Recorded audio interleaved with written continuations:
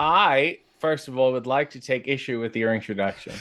Um, can we do away with very special guests? Don't you have a guest every episode? Yeah, but you're a very special what's one. why? Why? Because you do most of your things in your underwear. That's very special. Not a lot of my You guests just do. no. A lot of your guests do weird shit in their underwear. That's true. That is true.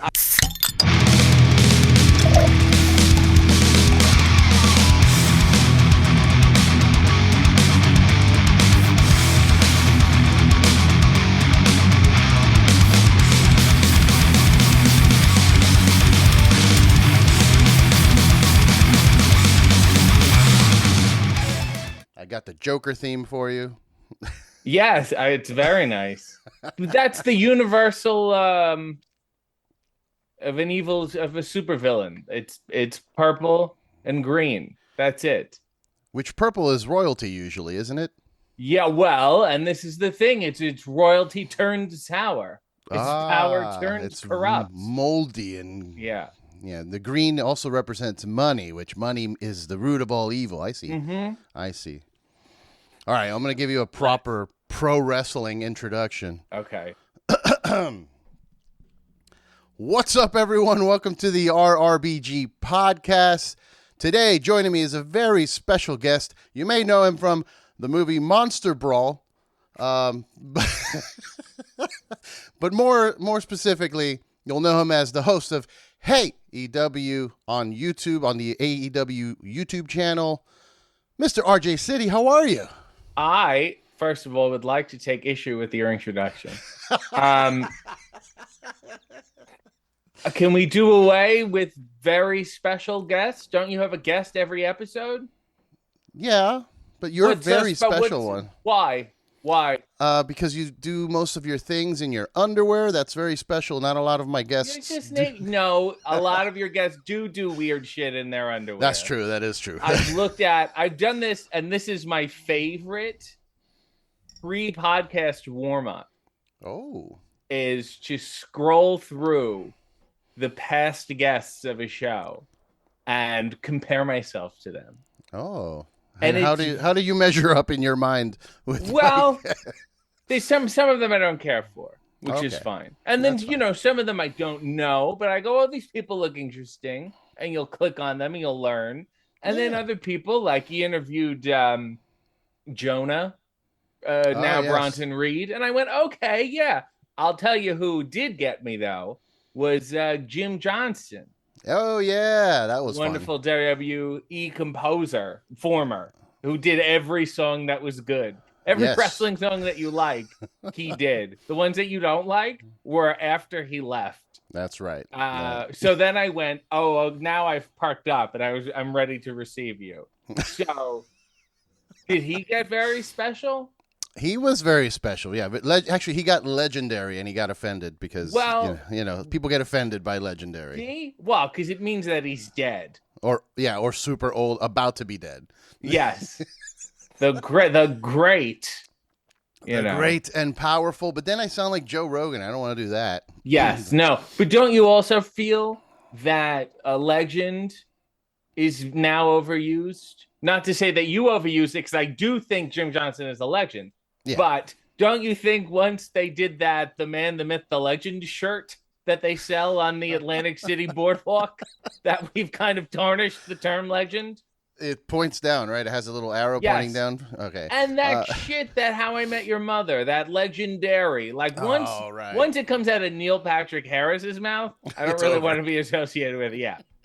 So what do we call people that are legends then, if we don't want to call them legends? Well, we barely have Icon anymore either. Icon, yeah, well, that stings. You can't give that anyone. And then what? Him?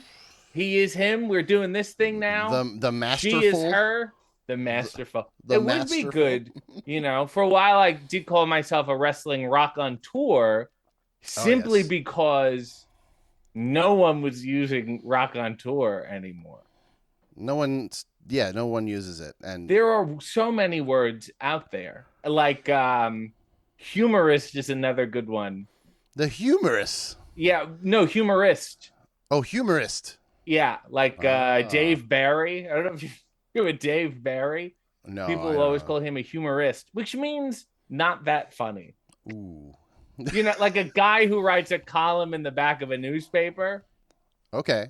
Yeah, now for his week, like Andy Rooney, had a humorous quality. Like but he wasn't funny. No, but he wasn't serious. But he was trying. He was trying to be. He was trying to be funny. He dressed it up a little. I use the hilarious a lot for the Comedy Store show, for the Comedy Store wrestling show. It's the hilarious Ron Funches. And then what's the ratio of you actually finding that person hilarious? Not to say you're lying, but I'm just saying, are you just saying words? I am just saying words. Yeah. Yeah. And aren't we all? Isn't that just what we're doing? Well, awesome is a very That's overused. the Miz's. That's the Miz. We can't give. Yeah, but but people say, "Oh, that was awesome," or awe. I mean, I was in awe. That means a whole thing. You're never like that ever. Maybe very rarely. 2 or 3 times in your life. Yeah, very rarely, and it's usually under the influence of some point. Right. I overuse wonderful. Oh, wonderful! Because to be full of wonder is like, Well, I'm Cuban from Miami and English as a second language, so I use bro a lot, and not in the way that Vince Russo uses bro. Mm-hmm. Now, you do speak other languages? I do. I'm fluent in Spanish. I'm also there's a different version of Spanish which I also know is Castellano. Now, do you use the equivalent of bro in those languages too? Yeah. Right. I actually just say bro in Spanish. Okay. Which is the same word. You just add an accent to it. Okay. Bro. No. Right. But it has an entirely different meaning. Yeah. So what is this regarding? What is it? What are we talking about? I love that. I get that question a lot when I book a guest. They're like, so what are we talking about? I'm like, politics and religion. I mean, come on. Obviously. But I'm more than happy to. No, please. I get enough of that from my father. I had to block him on Telegram because WhatsApp is communist, apparently. Oh, my God. That's where he goes. So I'm like, I'm good. Amazing. So let me ask you this, because it is early. I don't know. Where are you? I'm in Toronto right now. Okay, so you're home. You're home. Yeah, you said let's do an early one and we could have our coffee together. Yeah. It is 10 a.m. for you. It is 1 p.m. for me. Ah, boo. So okay. You've caught me between coffee sessions. I see. You don't have a 1 p.m. coffee session? No, it's not late enough in the afternoon. I'm on here. Let's talk about this because I'm sure you want to.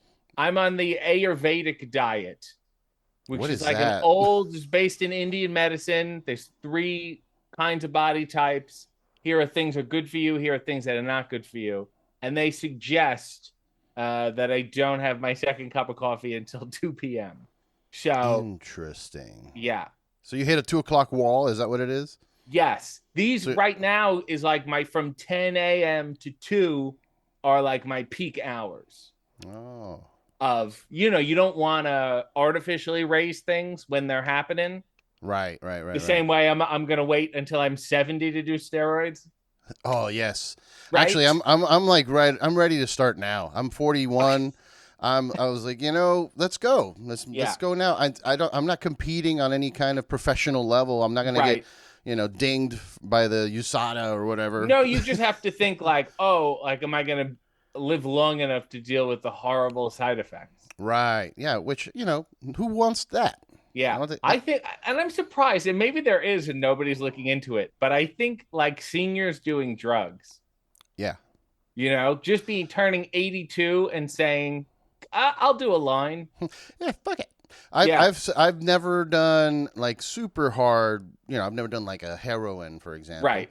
But, when I'm 75, I'm definitely going to try it. Why not at that point? And at that point, right. No one's going to give you he died so young. Yeah, right. They'll just be like, fine. That was an interesting choice. Yes. I don't know. I definitely have thought about it. Not for any competitive means, but just so I can get out of bed in the morning without 45 minutes of stretching. Yeah. I would like maybe some like some steroids in my knees or my lower Yes. back would be nice. My mother is almost 70, and I've been trying to gently usher her into doing some kind of edible because Yes. she needs to take the edge off. I Is she think waking up super early? She is just filled with dread and misery and worry and complaining immediately like upon wake, like me. And yes, but I already have me. You know what I mean? You don't need more. I don't need more. And I can't tamper my own because I'm afraid it will ruin my output. Yes, it'll change your demeanor for sure. Yeah, I'm afraid that I'll get less work done. You will. No, it depends. Science has evolved. There are different strains now that you can take to be more productive or to be more sleepy. Right. But then even to look into this, it will be like a waste of time for me. Like at one time, well, let me put it like this. There was a period where I thought, oh, this micro dosing business sounds like it could be productive. And I was so afraid of it that I microdosed the microdose. Oh, and that's so I was just having an eighth of a piece of chocolate every day and then worrying about it for 90 minutes. Seems counterproductive. Seems like you're being more, it produces more anxiety than anything else. Yes, always. I tried microdosing psilocybin. There's a company run by a UFC fighter. I'm not. So it's illegitimate, you're saying? Yeah, right. Okay. But he gave me some, and I tried it, and I don't know. I didn't feel anything. I don't know if it was my brain, like the placebo effect. Just, I'm doing this, so now I'm more focused. Right. Instead of just actually being focused. I don't know. It seems like it could be I'm not saying that his company is a scam. I'm just saying overall the microdosing thing could be a scam just because we're tricking ourselves, Yes. Well, but then I go, well, then it worked. Right, I guess, right? Yeah. Yeah, as long as it's packaged in such a way. Yeah, whatever we need to convince ourselves that it's working. Yeah, you don't have to actually do anything scary in a scary movie for me to be scared. You just need to imply that it will happen and I'm scared. So it works. That's true. That's true. It's like what is this regarding? Your coffee intake. I think that's what this is regarding. So let me ask you, since I guess I wanted to share a cup of coffee with you, but we can't. Yes, sorry. I have a jug of water here. I have water as well. It's fine. I got some. We could chug water. Delicious water. So much flavor. All of the Los Angeles nutrients are in that water. Your coffee in the mornings. I want to know. I want to know, how long does it take you? Because I've become a snob where I started working at a roastery / brewery for a while and learned a lot of things. So now it takes me like 40 minutes to make coffee in the morning. Yes. Which is frustrating because, the technology wouldn't imply that we want those push the button, get the coffee in 5 seconds kind of deal. Right. So where are you at in that spectrum of coffee? Back to the Ayurveda business. Oh, right. Yes. Tell me more. I'm easily overheated. I often get hot, period. So adding more hotness on top of it is usually not the best. So I got into cold brew. Yes. And what I will do is I will make my cold. So I've already made my coffee for tomorrow. When I finish so I have a French press. I love my French press. I'll have it usually by 9 a.m. It's done. That window between 6:30 and 9 is when I will be drinking the coffee. And then when I clean it out, I will immediately make it for the next day. So I, cold brew with the French press. You make it regular. You fill it up with, it doesn't have to be cold water, just not hot water. And then you let it sit for 12 to 24 hours before pressing. So I'll get a good probably 20 hours at least before I press it. And I love it. I really do. Sometimes coffee just tastes hot. Yeah. And then you can't usually at Starbucks coffee tastes like burnt water. Yes, they just burn it to be like, look, there's coffee in here. We promise. Yeah. But no, I really enjoy doing that. It makes me feel refreshed. It's like your ritual. It's a morning ritual. I'm addicted to it the way people are addicted to the performance of smoking cigarettes. Mm, Like I can't, it's not just the caffeine. It's not like I just need a caffeine pill and I'd be fine. right. I do need this physical ritual of the making and then the sipping, the enjoying of and I will often at AEW, you'll notice when I do the pre-shows with Renee, or there was a clip of me on the last episode of All Access. I'm in the Adam Cole comes backstage after his return and everyone's hugging him, and I'm in the split shot drinking coffee. Ah. Because I do like holding on to it. You like having your mug, your cup. Yes. Yeah. I feel like it helps me think. And then I will often sometimes, and I've never smoked ever, but I will sometimes hold the coffee like I'm also holding a cigarette in the same hand. Oh. People will hold it like down and then have their fingers open like this for a cigarette. Yes. Okay. Yeah. I've found myself that in my youth I did smoke a lot of marijuana. Yeah. And so sometimes when I'm sitting, my hand is just in this position all the time. Right. Like just naturally. And I've never heard someone describe the performance of smoking a cigarette because it is. Yeah. It is a thing. It is a, and people act cool, like ooh. But even the, the opening of the pack, the shaking of the pack of cigarettes, and the smacking, the pulling it out. Yes, I mean it really, it's almost like how Apple designs their boxes for you to enjoy opening them. I feel like the cigarette people did that. Yeah, and they did a great job. If I have to like mimic smoking a cigarette, I can get it down because everybody seems to do the same thing. And it's one of those things that if you do mimic it, everybody knows exactly what you're doing. Right. They don't have to sit there and guess. They're like, oh, he's smoking a cigarette, obviously. Yes. I actually, and I shared this to my Instagram a while ago, there's like a cigarette holding psychology for actors. It was an old book, and it's like, if you're more nervous, you hold it like this. Yeah, you hold it like this, and yeah. Oh, no. I like, if I ever did get into that, I would get the long plastic tube that the old French ladies. Yes. So that their hands wouldn't smell. Yes. That'd be nice. It would be. And then you have to put it in between your pointer finger and your middle finger and have your hands completely open the whole time too. Yeah.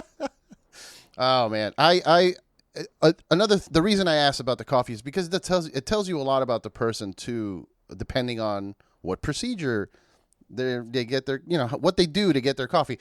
The fact that you preempt it a day before as a cold brew tells me you're a responsible person that thinks about tomorrow.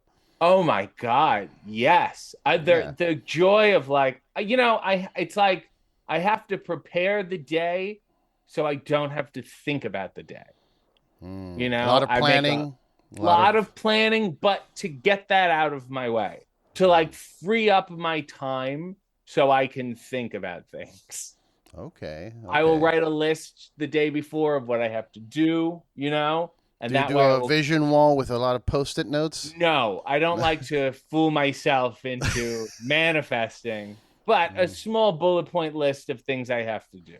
I don't like to freewheel. Like, I don't like to waste my mind with remembering those things. Like doing laundry. That's a thing you write down and see and then do. Yeah. Yeah. Tell me more about this wasting your mind, because I feel the same way a lot of times but I do it with certain, like my wife gives me stuff about directions, how do you not know how to get, I'm like, I don't want to fill my brain with that information. Yeah. I feel like I'm wasting space. I got to defragment my brain so I can focus on the other stuff that's important, or people's phone numbers. Like that's why we invented cell phones. So I don't have to think about phone numbers anymore. Yes. When's your flight? And it's like, I don't know. I will look on the thing, and that's when my flight is. I have no. I'll plan it the night before. Like the night before, I'll check, so I make sure I put an alarm. That will make sense. Yes. No, I think it is important. There's too much. We have too much shit to memorize, and that's why we have the machines now Yeah. I don't know if you're familiar with all these machines that are going on. There's so many machines. So many machines. And those are very useful to me because I want to think about the abstract things. Mm. You know?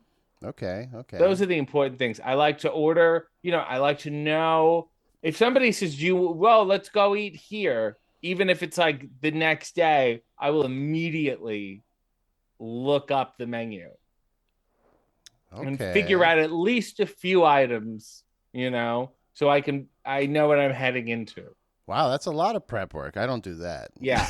Yeah, no. It's I'm the guy at generous of you to call it prep work. It is prep work because people when you piss off the waiters when you sit there and like, I don't know. Yes. Do you have what is this one? Yes. Yeah, yes. I hate that.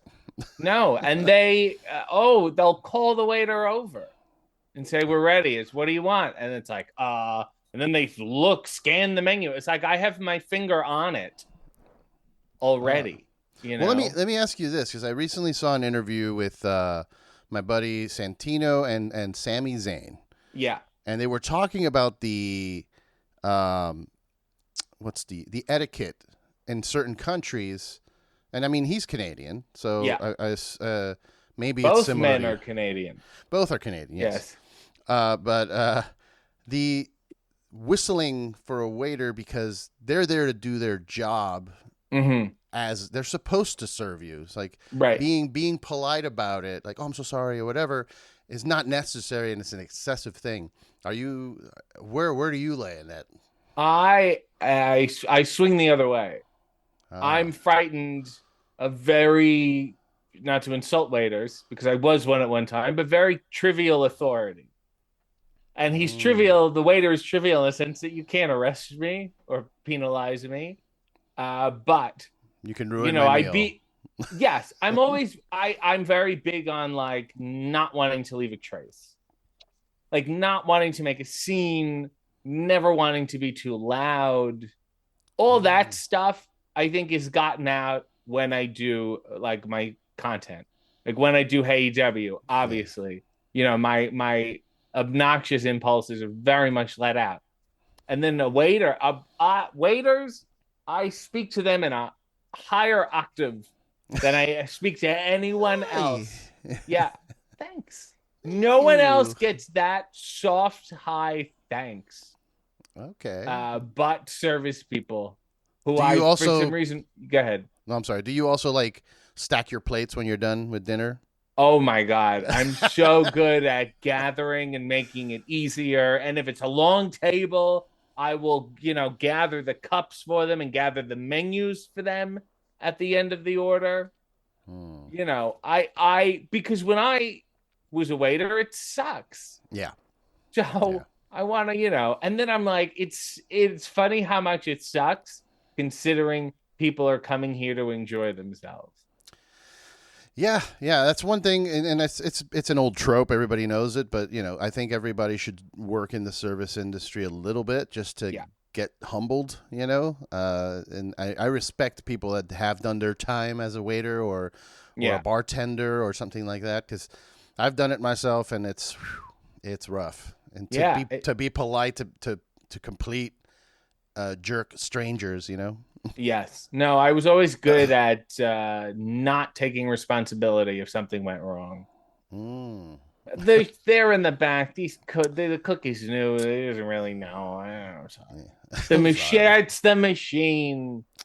If the POS system's down, I know. I'm so sorry. Yeah. Okay. Well, that's good to know. I mean, you definitely give off those vibes, regardless of whether or not I knew you or talked to you, just seeing like you said, your content. Yeah, I can tell that, because that's usually how it goes. When you're a certain way, when you're doing creative work, you end up doing the things that you're not allowed to, or you don't normally do. Like there's a lot of SNL comedians come to the Comedy Store and do the raunchiest material possible. Like your Nora Duns or your A. Whitney Browns. Is that who you're talking about? Well, yeah. There's more recently, like Punky's kind of like that. She was at the Comedy Store, and it was all the raunchiest material possible. Right. Because they can't do it at SNL. They're not allowed to. Yes. Yeah. And then I feel like, in life, I'm worried about doing the correct thing. Yeah. And then I can, when I'm writing stuff, I can just worry about doing the wrong thing. So is that something that was instilled in you when you were little? Because I mean, what happened in your childhood that that made you this way, and also made you so that you want to do things in your underwear all the time? Well, I mean, I was just in my it's weird. I feel like the childhood is normal, but then something happened where you just don't grow out of it. Ooh, okay, Because all children want to be wrestlers the True. same way you want to be a Power Ranger or a fire truck.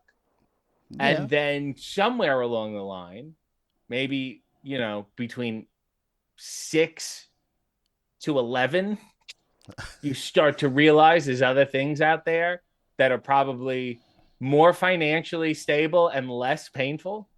Yeah. And you would gravitate towards those. But then, for certain people who always wanted to be wrestlers, they just did not have that like growth gene in a sense. So you had a normal upbringing. That was just it's no, disturbing to me that's because not true. I mean, normal in the sense that it was not horrific, I don't think, or it was no more traumatizing than your average childhood. Okay. But I would always be doing, singing and dancing and not shutting the fuck up, and watching shows like old shit like Abbott and Costello and the Muppet Show, and like these were important things to me. It wasn't like I was just watching them like a child would watch their cartoons. Like these were important cultural touchstones to me. Okay. And this was, this is how everyone understood the world as far as I was concerned. So they were very important. So I'd always do that. And it was just like I had a certain energy that needed to be worked off. And I have a lot of videos when I was a child. And maybe that's another thing. I do have a lot of videos when I was a child. My father was big on the video camera. Maybe that was another bad thing. Yeah, I got you ready for stardom. Yeah, and we would always do. Like I remember going to my uncles and all the cousins, and we'd be doing parody videos in the basement for no one. We couldn't show them to anyone because they were on VHS. What do we get to take the tapes to kids' houses? So like that, all that kind of stuff was always just stuff that we did, even before we had any idea that it would be really shown or could lead to any sort of success. True. That this is stuff. And even my parents and my uncles and that the older generation would be doing videos too. Before we were even born, they all did it. So maybe that's just the thing that my family did, was making stupid videos. But that's a good thing. I mean, it's fostering an environment so that you are like you grew up and now you are in that world of filming content and doing things. Yeah, it's not like my whole family is though. So what happened to them that did not happen to me? Technology evolved, right? No, I mean the fact that I have to continue to do this. Oh, okay. Because my brother doesn't make videos anymore. So did he get a family? Did he start a family? That's what happened. That's exactly what happened. Now it's just, oh look, she ate some blueberries and fell asleep. Yeah, look at 700 pictures of that. Yeah, and I go, you used to be a genius. What happened to you? You're throwing your artistry away. That's why I don't have kids. I don't want that to become my personality or my identity. Right. Like, hey, I'm a parent now. Yes. But also I feel like I don't want to have kids and then ignore them to continue doing the things I want to do. That's the other thing. Yes. And you have to abandon them like most wrestling fathers have done in the past, Yeah. I mean, it's also not, they don't willingly abandon them. The schedule was, Well, yeah. But yes, no, you don't want to be on either end of it. You don't want to, it's their priorities. It's a hard balance. You have to just really decide to want to be a parent as a career. Right. If you wanted to have kids, you have to be really committed. Absolutely. No. Yeah, I had the opposite effect where my upbringing led me here, but in the other way. Like everything was so terrible that I needed to do something on this side of the Right. push it the other way. And instead of the fostering, it was more of like, you did this. You've made me this way. Yes. But that's good. I like that it was a good, because that's the other thing. Hanging around all these comedians at the store, you realize quickly that the reason most of these people are funny is because they had horrible, horrible upbringings. Yes. Yeah. No, I know. But I also go like, oh, like if I talk to a therapist, they very quickly explain to me what parts of it were horrible and why. But Yeah. nothing that I feel like is pertinent to the story. You know what I mean? Yeah, yeah. Let me ask you about that, and I hope it's not too personal. But please. Do you talk to therapists? Not currently, but I certainly have, and I certainly will again. Okay. I recently tried it out, and I just and maybe it's just my own brain of just I don't know, trying to stop myself, but I just don't feel like it's gonna work. Right. The first thing I told him was like, "Here, spoiler alert! Before we get started, it's my parents." And there's yes, no. Yeah. I would suggest maybe you just need to keep shopping for one.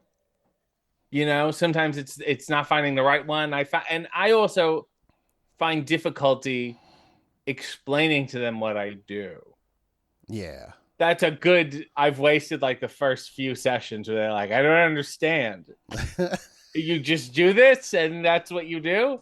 It's like, yeah, that's pretty much it. But no, it's good. I always think it's a little like house cleaning. Okay. Similarly, the way that I want to make lists of things so I don't have to have them in my head. I get to express the bad thoughts. You know what I mean? And then it's like when we're finished, I feel like I have room in my brain.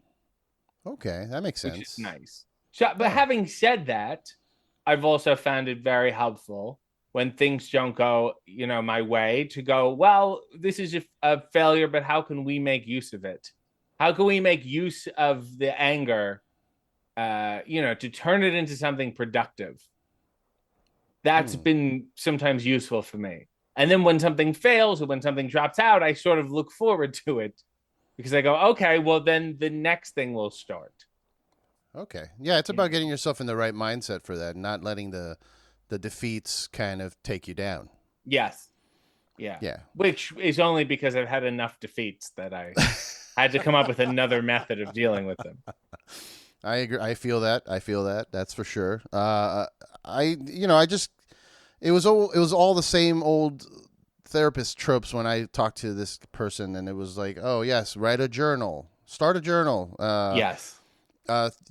I was like, hey, I sometimes find myself when I fail at something or whatever, I get depressed. And he's like, well, you just got to stay positive. It's like, well, no shit. Yeah. No, I don't think this was a good therapist. I think you need another therapist. It's terrible. Yeah. But yeah, it is something that I wanted to talk to you a little bit about the level, because you mention it throughout your content itself, and you could see it kind of in the way that you carry yourself, that you deal with high anxiety. Yes. But you're in a position that kind of creates higher levels of anxiety. You're in high pressure situations. Yes. You got cameras and lights, and you're on TV, and there's a live crowd. So to that, I will say that's not anxiety. Okay. That's a reasonable emotional response to a high pressure situation. Anxiety is anxiety when there's nothing there. You know what I mean? Like that's true anxiety, or something small. Oh, I was texting two friends and we were all joking around and having a hot time. And then I had said something and no answer. And I had thought I had upset everyone. I don't even know what I said that was bad, but I had thought my brain conspired against me, saying these people hate you now. I have no reason to ever think that, other than this dysfunction in my brain telling me that, making it out of nothing really. The freeing thing is to do something that's legitimately nerve-wracking and high pressured.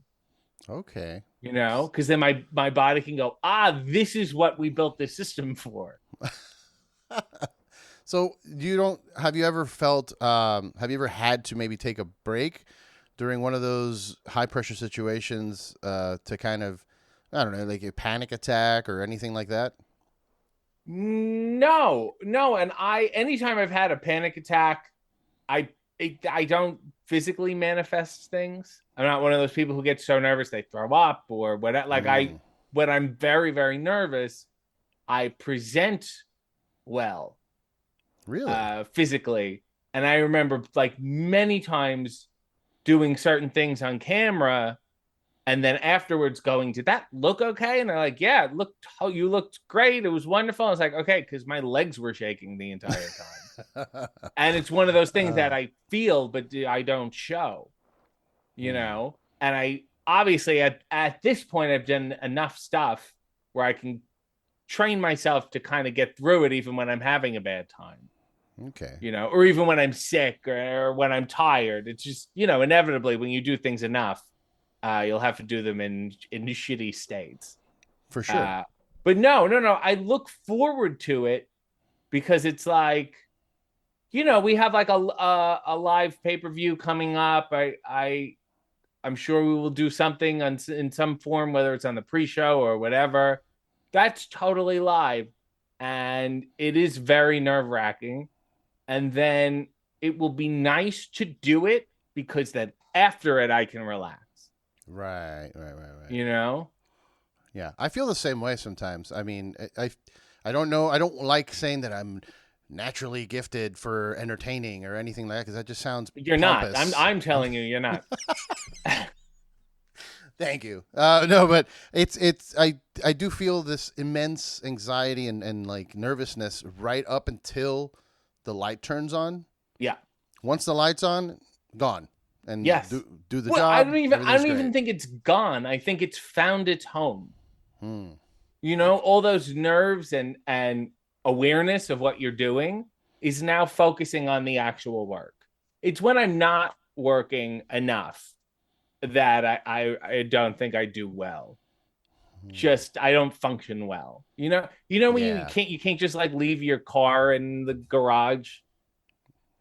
You have to run it. I don't know. Isn't it bad to just like not like it's bad to have your car off all the time, like for years. Oh, right. Yeah, you have to run it just so that the engines are kind of moving. Yes. Yeah. Okay. And I think that's like a me thing, I thought you were saying something that's exclusive to Canada because it's so cold up there. Oh, no. You have to run your car so that it's not frozen solid when you try to go to work in the morning. But no, I think it's important that I at least, even when I'm not doing stuff, and I guess that's why I do my own stuff. That's literally like, even when I take a break from AEW or whatever, when I have, no prospective employment, I have my own stuff to do. I think otherwise I would just go totally insane. Do you find yourself like, do you take days off? Cause I can't. No. I don't. No, I don't take days off. I mean, that's not true. I don't go, oh, I need a day off. I think I try to work when I don't have to, so I can take a day off if I ever need to. Okay. It's rarely I need a day off. I don't think I've ever thought like that. But I mean, if someone's in town or if I'm going out or I'm going, you know what I mean? Like, yeah. Whatever. But I mean, I also enjoy getting up very early, doing some amount of work, and that enables me to enjoy the rest of my day. So what? Okay, damn! Now my brain is split. Yes. I want to ask you what your morning ritual is like. Yes. For work-wise, but also for me, I've occasionally will find myself in a spot where I've been working a month straight, and like 3 hours of sleep every night, and I'm just like, you know what? I need a day off. Mm-hmm. But then when I take the day off, I don't take the day off. Right. I sit on the couch. I'm like, all right, I'm going to relax. And then I'm like, well, let me check my socials and make sure that I'm posting and make sure that I start editing the next episode. And there's never a day off. My brain just doesn't let me. No, but I am very like, oh, I need to sleep.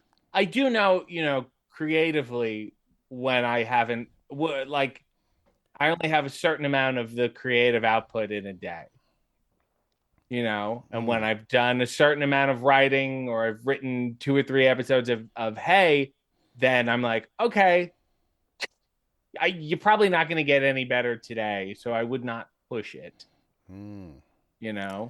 Okay. So going back to the morning. So what is it? So you say you like to work in the morning to get you, going through the Yes. day. How does it typically go for you when you have let's say you have an episode of Hey that you want to, Yeah. that you're prepping for? So my other thing is like, my theory is if I wake up early, it's before my anxiety sets in. So if I'm a little, I wouldn't even say I'm tired. I'm just very like more calm when I wake up early, and then I can just kind of focus on the work.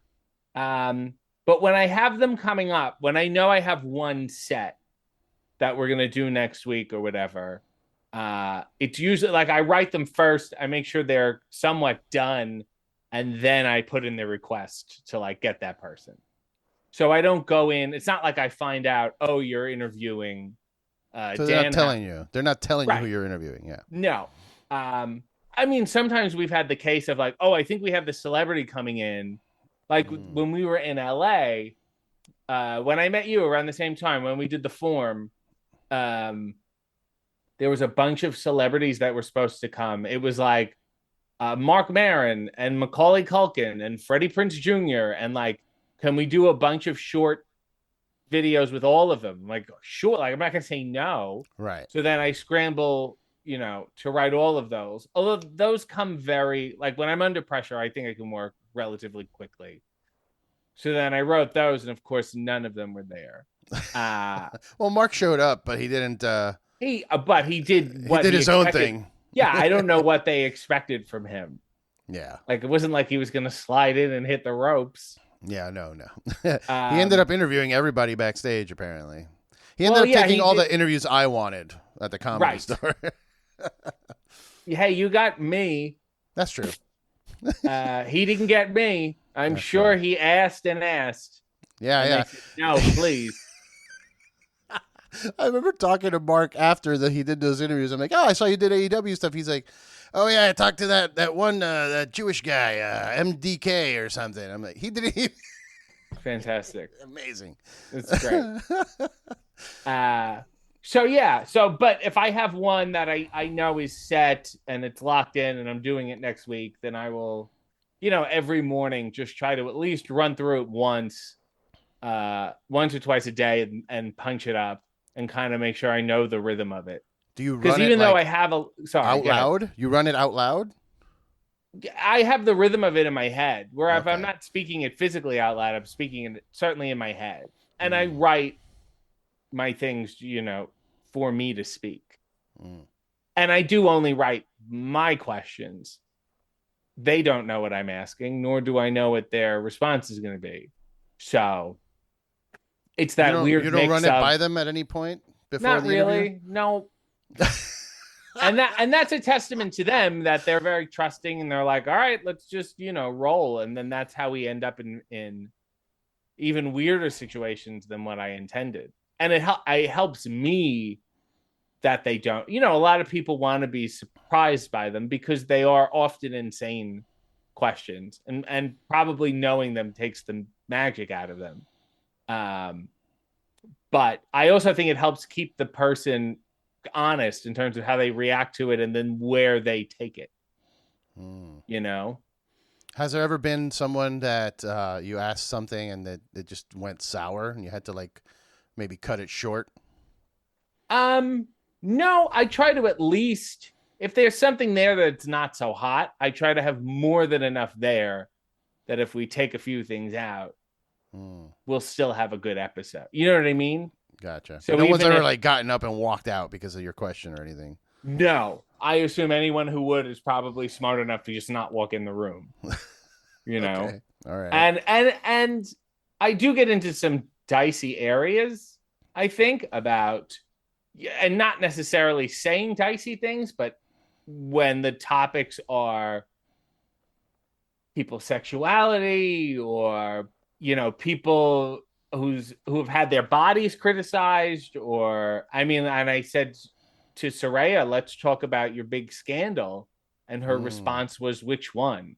Which is, yeah, and then and then the scandal I brought up was that she confused Sumo Hall with the Tokyo Dome.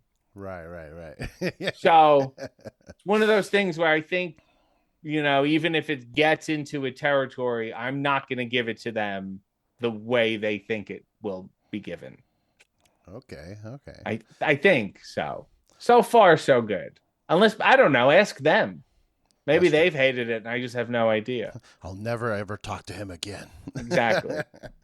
Now, there's a standard question, a standard interview question. Yeah. I hate them, but I'm going to ask it anyway. Right. Who's been your favorite interview so far? Well, I will say it's hard to say what my favorite interview is, because when they're finished, I hate them. Like that's a me thing. Like I'm immediately like, oh, is this good? Is there any? I will always say to the cameraman, was there anything here? That's just my not fun process of putting stuff out. Well, don't feel bad. I feel like that's most people that are in comedy feel that right. way. Okay, good. Yeah.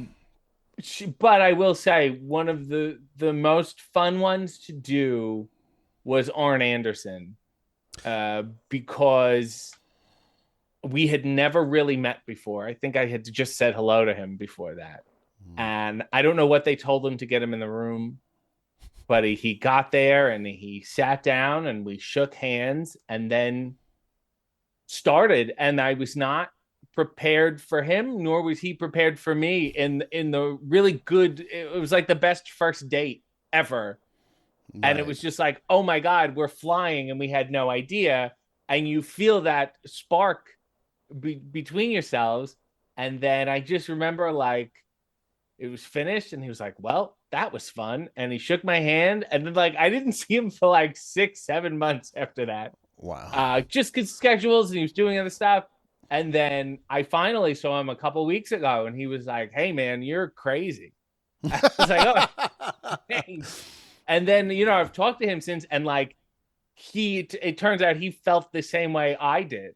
And he's like, has it ever been like that again? Like, has it ever gotten that good? And it does mean a lot to me,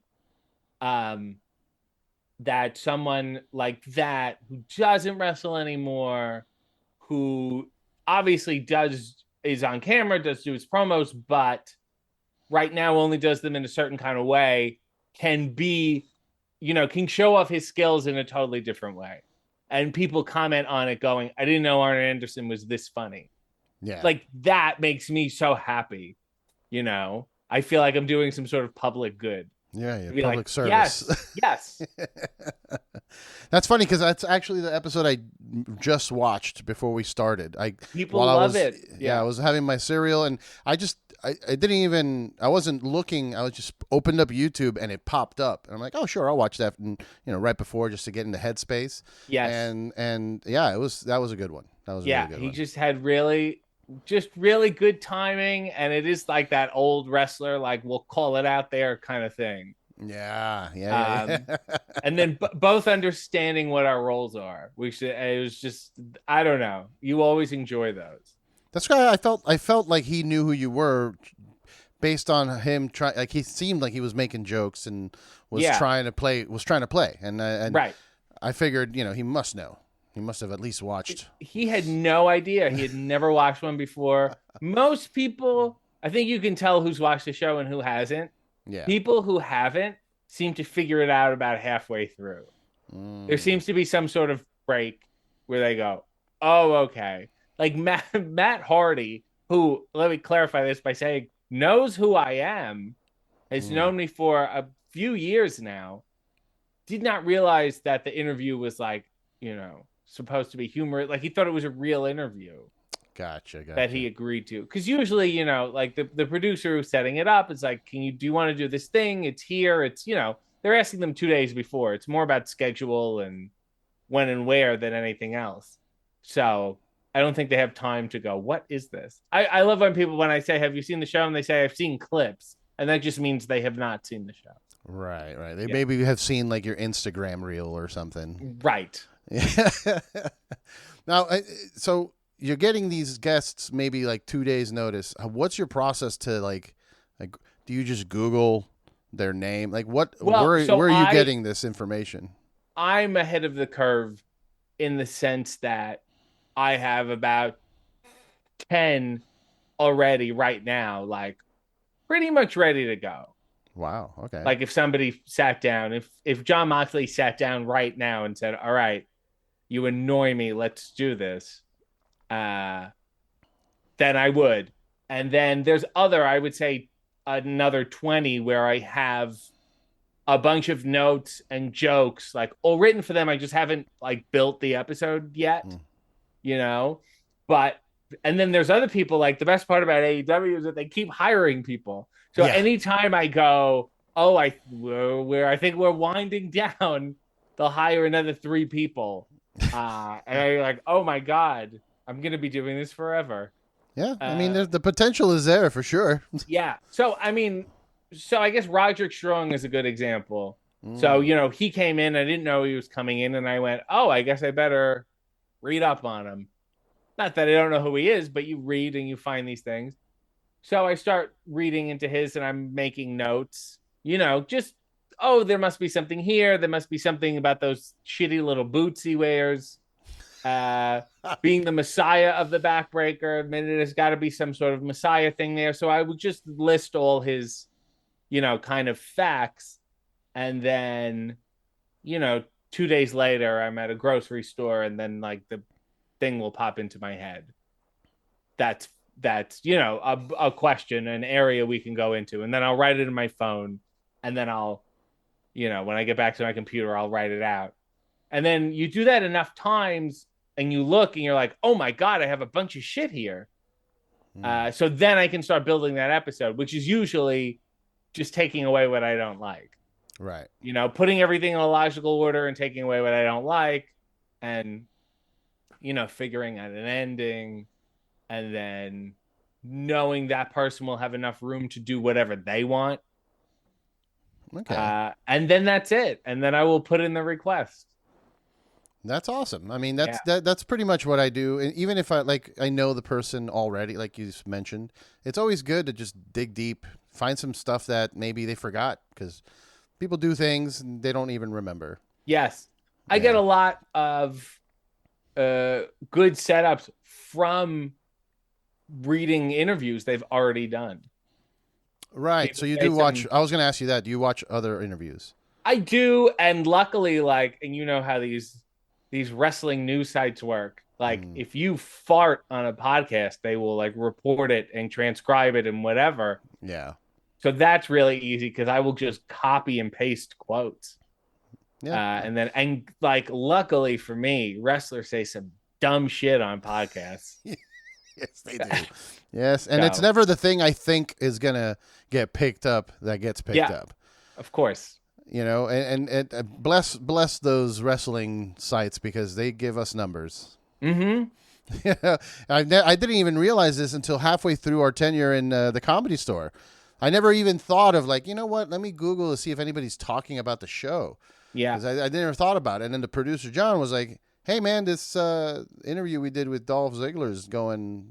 It's got a lot of articles." I'm like, "Really?" Yes. I felt like that interview sucked because we didn't really talk much about interesting things. It was more like, "Hey, we're here. We're at the NXT thing, whatever." Yeah. But apparently, yeah, and like I had Rocky Romero on, and apparently, I was just chatting, and then there's like 17 different headlines out of that one. Yeah, interview. They got three to five different headlines out of my one Daniel Bryan interview. Oh man! Granted, he said a bunch of fucked up shit in it. Yeah. But that's the point of the. That's the point. And the best is people are always like, they'll read the headline and go, "What is this from?" It's like, this can only be from one place. Yeah. Well, I wanted to ask you too. You've been in movies. Yeah. As I mentioned, Monster Brawl, and what was the other one? The Masked Saint with Roddy Piper. Yes, of course. Okay, how can we forget? Yes, and we Comedy did Store talk about regular. that. Right, you were there when he was there. Yeah. Well, I wasn't. I wasn't there when he was there. Yeah. Well, I got there a little late. he's got some story about the piano. He liked to learn how to play the piano. Yeah. And he's also a believer in it being haunted. He's had experiences. It's definitely haunted. Yeah. Like whether you believe in ghosts or not, it doesn't matter because there's stuff happening in that building that there has no explanation whatsoever. Although I feel like if it was ever haunted by Roddy Piper, the ghost would be yelling, "I'm Roddy Piper." Yeah. I've heard that actually while we were down there in the studio. I've heard it from time to time. Yeah. I think that's him. Yeah. So what? I mean, do you want to do more movies? Is acting still in? I don't know. What are you paying me? Oh, right. It depends on what the pay is. Well, I guess. Well, it depends on what the movie is. You know what I mean? I'm not like, oh, I don't know. Saying I want to do movies is such like a. You're not doing active auditions, is what I'm asking. You're not trying to do movies. No, but I am like almost always developing or working on developing or pitching some other stuff. Usually in the TV realm. I don't know why I have not been tempted to like write a movie. It just feels too permanent. It feels too self-involved. It feels too like, oh, look at how important this is to me. That's right. If when I try to write it, I go, who do you think you are? People talk about them all the time. There's a guy, Mark Blutman, who I'm friends with, produced Boy Meets World, wrote the wrestling episodes of Boy Meets World. He just sold a wrestling movie. There are a lot of people that kind of want to get in that wrestling movie, TV show, kind of weird. Not that that's necessary. I'm only interested in doing movies that like where I can just wear normal clothes and do normal shit. You don't want to be in a wrestling movie. It's so exhausting to be in a wrestling movie. To take those bumps without an audience is dreadful. Over and over. Oh my God. And then you always have to deal with like the guy who wrote it who's not a wrestling fan, and then you gotta explain to him like why this shit doesn't work. Yeah. That stuff is difficult. I just remember doing those movies and then going, gee, I'd like to do one where like I'm just walking around a grocery store for 90 minutes, in normal clothes and just talking. Those old 70s New York movies where most of it is people walking and talking. Yeah. That like Paul Reiser vein of filmmaking. Okay. I like that. How about stand-up? You ever thought about doing stand-up? I have done it, and I opened for Mick Foley a bunch. Okay. Which was very nice. And then I feel like I kind of do it more and more. Like WrestleMania weekends, I had a little act that I did at Matt Cardona's Wrestling Figures podcast. Right. And I did that. Another thing I did with Mick Foley and Mickey James. So I like to take those things around. And then I actually just talked to Ryan Nemeth. He always does his wrestling adjacent stand-up show. And it sucks. Hunkamania? Yes, Hunkamania. And he's doing one in Vegas. And it does suck, though, because it's like every time he has those shows, I'm usually doing something else. But I would love to go on them. I have a good 10 minutes on wrestling to get me by. And then we do another, like me and Renee might be doing a live thing together. Usually, you don't know though, like most of my joke ability is being eaten up by hay right now. Gotcha. You know what I mean? So, and that's why I'm like, I don't know if I have that much to like put out there that I want to constantly work on. And it's a lot of work from, if you want to become a full-fledged stand-up, then you have to do the grind, and you got to go do the third wheel open mic at 2 a.m. in front of 4 people. Like, and this stuff, like, I don't know, in terms of like what I was doing when I was doing stand-up, I just didn't find it as interesting as the stuff I'm doing now. like, hey, I mean, like the joy is doing it with people, Yeah. and then going back and forth, and where it's like half improv, half not, and having those weird, intimate, awkward silences with people. That's what I enjoyed. The stand up, and maybe I was not looking at it in the right way, or if I do it again, I'm sure I would have to look at it in a different way. It felt like very one lane Yeah. at the time, and I was like, yeah, but there's all this other stuff to do, and so I went like, let's just put my focus there, you know. No, I think you're doing the right thing. What you're doing, it's different. It's creative. No one's doing interviews like that.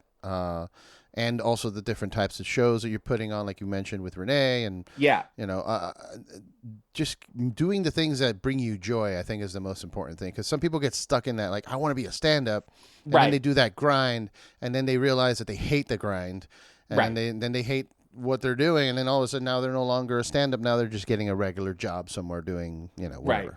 And this is a grind. The Hey W, and it's not only the Hey W, but I'm with AW on the road every week. So we're in a different town every week, and then I'm not only just doing this, we're doing pre-show stuff, we're taping extra stuff on top of that, especially during pay-per-view weeks, where like me and Renee will be hosting the pre-show, and then I'm also helping people write and produce and come up with ideas. I'm very good if you need an under the table insult towards a wrestler or a city, you get a hold of me. So I do enjoy being back there like one of Bob Hope's writers. Nice. Like walking into my room and it's like, Baltimore, what do you got? I really love your contributions to QTV. Great, thank you. Great performances. We share office space, so you can often see my legs in the background of QTV. I only noticed because of the coffee, by the way. I saw like a little cup of coffee. I'm like, oh, it's RG. That was the giveaway. If I was drinking a box of apple juice, no one would have said anything. Nobody. And I don't mean to say that it is a grind. It's not, because I enjoy doing it. And because I feel like I'm making you, it's not even just to have like those skills and doing what you want, but like to feel like it's of some use. Yeah. And maybe that's the other thing in stand-up. Like there was a podcast era, I guess, rush towards more stand-up again, where anytime you have retired athletes doing something, you go, okay, obviously it's popular enough that people, it's been presented in such a way that you can kind of cash in on it. And I just remember going like, what am I contributing here? Well, I mean, that's a lot of self-consciousness too. Like I feel that like even with my show, there's days where I'm like, I don't want to do it because like, what's the point? Who's watching? And who cares? Yes. But I've just, you just chug along and keep putting it out there, and yes. I don't know. I just felt like I wasn't. Anytime I did it, and I was like, okay, and you see where it can go, and then you're like, I don't know if I'm adding anything to my life compared to doing something like Hey. You know what I mean? Yeah.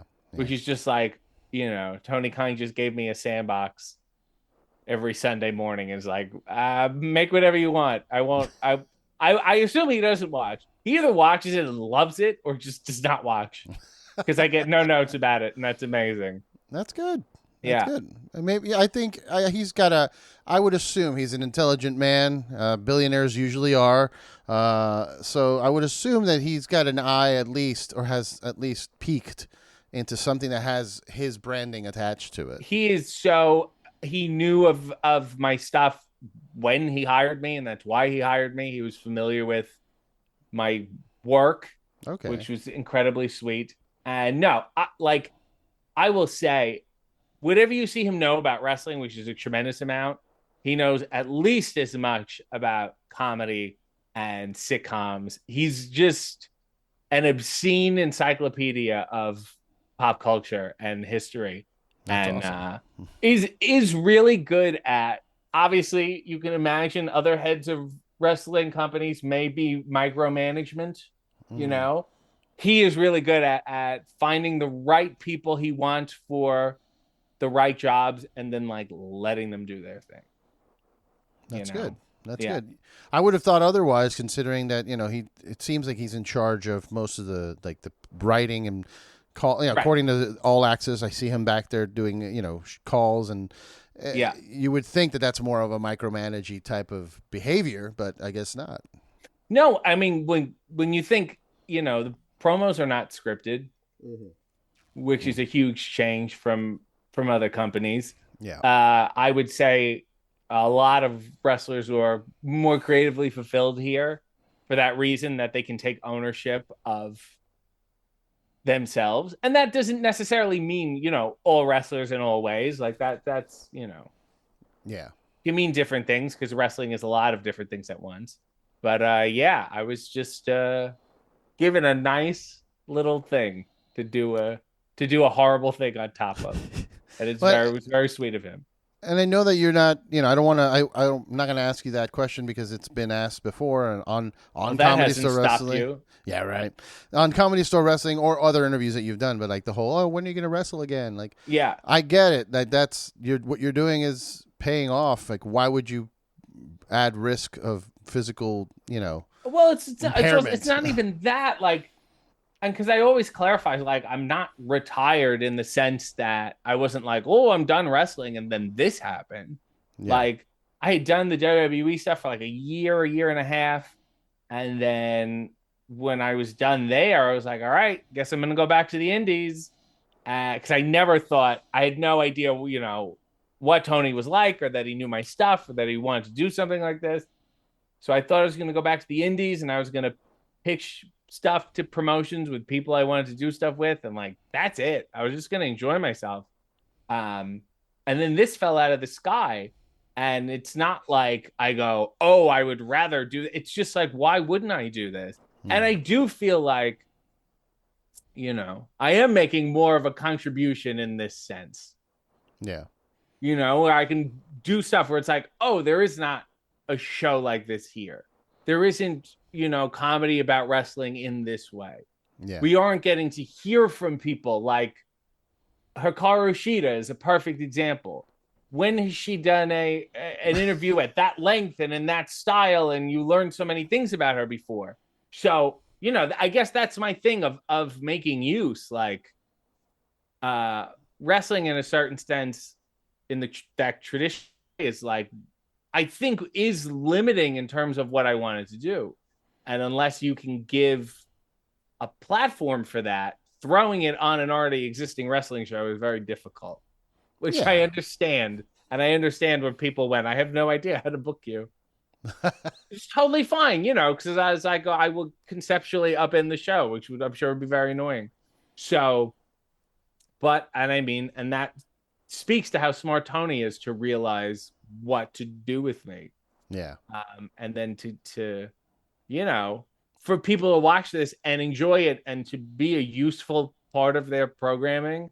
It's like the little dessert every Sunday. Yeah. I love it. It's very helpful, I think. And it's not like he needs more wrestlers. That is a Doesn't full he have locker the room. Best wrestlers in the world? What am I going to possibly contribute? Yeah, why don't you get in there? And I'm like, what?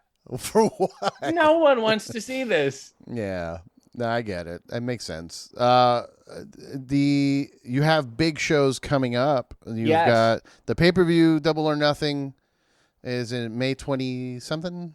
20. Yeah, thanks. Sounds 8th? good. Do you host this show? It is on the 20. Yes, Sunday, May 28th.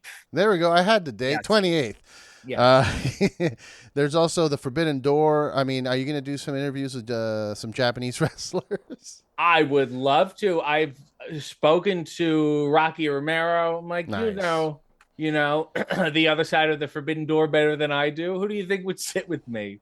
So he seemed willing to help me out, but we'll see where that goes. I'm excited to just do it in Toronto. Yeah, that's huge. That's huge. So that'll be very nice. Because the last time I was there, Renee showed up and kind of stole my glory and came out and waved and then got a graphic, which I still haven't gotten. You still haven't gotten an All Elite graphic? I would like to have Tony back on the show so I can ask him what exactly the graphic process is. I would Maybe just like you just to know. make it and send it to him, and then he'll just post it. Yes, it's one of those DIY kind of things. And then also the big show, the Wembley. Yes. You're going officially, I assume. I don't know if I'm going. Nobody You gotta said be going. You would think so, but I'm also like, I'm taking it one big show at a time. Damn it. Okay. I would assume so. I mean, I wouldn't assume so. I would like to assume so. But yeah, that's insane. That's huge. What the fuck? And they've sold 65,000 last time I checked. Maybe it's more now. And yeah, there's no way they're even done selling tickets. And they haven't even announced a single match. Good. Don't.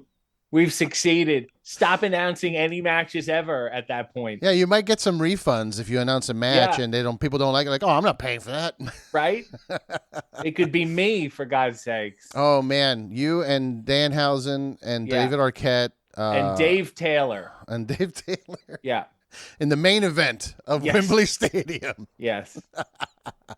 But that's exciting. I think you'll be there. And, I'm sure that you're already, knowing you now, I can assume you're already making plans. And I've discussed outfits with Renee. Okay. You're going to go Monty Python route?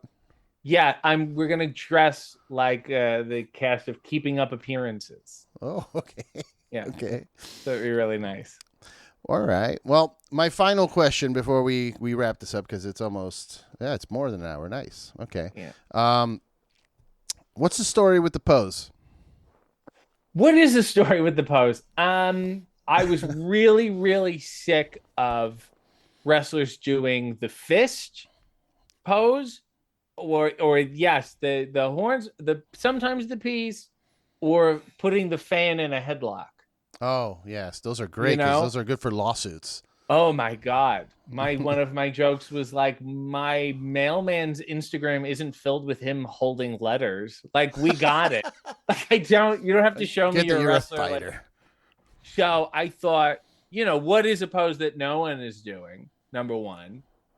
Number two, I look relatively good every time I do it. So that's my one where, like, shit's not going to look fucked up. And then number three, I don't have to touch anyone when I do it. Right. That's good. Right. And then if somebody wants to take the picture with you, no, you do the pose too. Don't touch me. Yes. So, and then it's like, well, let's just hit it all the time then. And it became a whole thing with the toe point and whatever. And it just, in a lineup of wrestlers at the merch table, no one is doing that pose. That's right. So, new shirt idea. Get on it. ShopAEW.com. Get the pose on a shirt. Yes. You need it. A nice full body. Well, yeah. Or it could be a silhouette, whatever you want of the, the pose. But then maybe they would think it's like Jamie Gertz or something. True. You got to have your face on it. Yeah. All right. Well, that'll do for today. Thank you so much. I'm glad we got into politics. We went from very special guest to that'll do for today. That'll do for today. Yeah. I could talk to you. Look, I could talk to you for hours. I know. And like even texting. Oh, and by the way, I totally feel what you were mentioning earlier of you say something and then there's no response. And then here's the double anxiety. Sometimes I write too much because I don't want you to feel that. Right. And then it's me like, well, maybe I'm writing too much now. Yes. Let me take this burden of a text anxiety for you. Yeah. But, I enjoy that we have become, friendly. I wouldn't say we're friends yet. No, we only hang out. We socialize, but in a working capacity. Right. But I do appreciate being able to, chat and joke around with you on text and finally having you on this show. You're also, welcome to come to the Comedy Store whenever. Yeah, and hopefully I'll get a better thumbnail for this podcast. I look sick. Go look at the Comedy Store Wrestling Podcast thumbnail with my face. I look like, I don't know. I've been frightened. Somebody should drive at me with a car in the middle of the night. I honestly think I'm being ribbed by the producers because that picture of me in the middle like this, what are you guys doing? Well, it's fucked up when Earl is the best looking one on the thumbnail. Yeah. Thanks, Comedy Store. But yeah, definitely whenever you want to come by, obviously whenever you guys are in town, lovely for you to guys stop by and, do another episode or hang out and maybe do stand up. That would be lovely. I think more people need to hear my thoughts on who's the boss. Yes, absolutely. Well, tell everyone where they can follow you and see all of your things and buy your merchandise, all of the plugs. Plug away. Hey AW is Sunday mornings at the crack of dawn, youtube.com/AW. Otherwise, I suggest you just Google my name and everything will pop up. It saves you. No one's listening to this with a pen. You know what I'm saying? No. Just Google my name.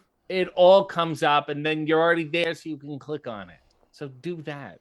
Buy merchandise. Do you get merchandise? You get a cut from that merchandise? Yes. No, I put my face on shit for free. Yeah. ShopAW.com. We have 3 shirts and a mug.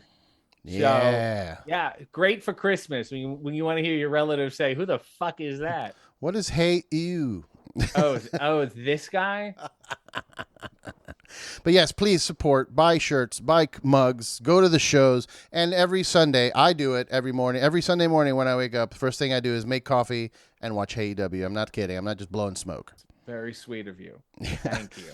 But thanks again for doing the show. Everybody watching, please follow RJ City, follow our show, follow Comedy Store Wrestling, because I'm putting in a lot of work there. And the numbers on this show are bigger than the numbers on that show. All of you, move over to that show too. You get 2 shows for the price of 1. Quite a deal. Yes. Oh, RJ, thank you again. I'll see you next time. Yes, I'm sure you will. No, wait. Let's do a generic pose. Wait, the fist. Oh no, you do yours. You do yours. I'll do. Can I do it this way? This way. All right, whatever. That worked. Really That'll be the screenshot for social media. Perfect. I'll talk to you later. Thank you. Yes, thank you. I'll talk to you soon. Bye. Bye.